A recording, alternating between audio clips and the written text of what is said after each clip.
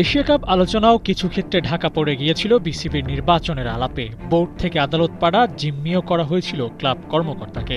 সেসব নিয়ে সরকারের ভাবনাটাই বা কি? সরকারের হস্তক্ষেপ চলবে না, তাই যুব ও ক্রীড়া মন্ত্রণালয় এত কিছুর পরেও সেখানে শুধুই অবজার্ভের ভূমিকায়। নির্বাচন মানেই তো মুখোমুখি অবস্থা। নির্বাচন যদি আপনি মনে করেন যে প্রতিদ্বন্দ্বিতা হবে না, মুখোমুখি অবস্থা হবে না, তাহলে এটা তো ঠিক না। একটা জিনিস হচ্ছে, দেখার বিষয় হচ্ছে আমরা পক্ষপাতহীন এবং একটা অন্তর্ভুক্তিমূলক এবং অংশগ্রহণমূলক নির্বাচন হচ্ছে কিনা সেটা নিশ্চিত করাটা প্রয়োজন। এখন পর্যন্ত সোফার আমি দেখছি ঠিক আছে। দেশের ক্রিকেটে এমন নির্বাচনী আলাপ বোধহয় কখনোই হয়নি, তবে সেসবও যে ভ্যালিড সেটিও ক্রীড়া উপদেষ্টা বলেছেন। কিন্তু বড় প্রশ্ন, বাংলাদেশ ক্রিকেট বোর্ডের ইলেকশনে সরকারি কোনো হস্তক্ষেপ হচ্ছে না তো? আপনারা দেখেছেন যে সবাই বলে থাকে যে ক্রীড়া সংস্থা থেকে মন্ত্রণালয় নিয়ন্ত্রণ করেছে, কারা আসবে।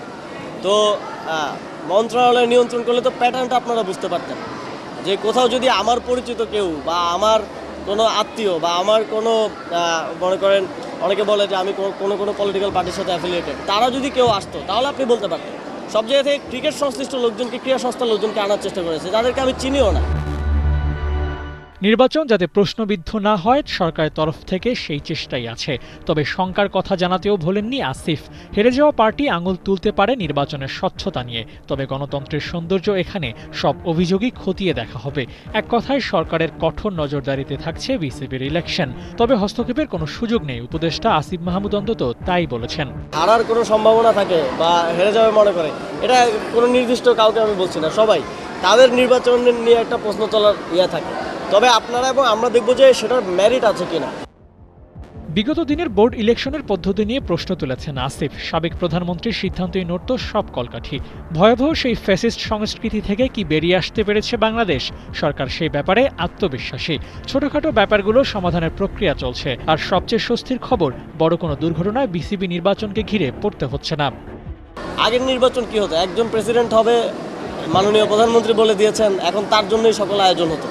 তো এবার তো সেরকম না, এবার প্রতিদ্বন্দ্বিতা হচ্ছে এবং এখানে ট্রু প্রতিদ্বন্দ্বিতা হচ্ছে। এখানে দুইজনেরই পাল্লা যথেষ্ট ভারী।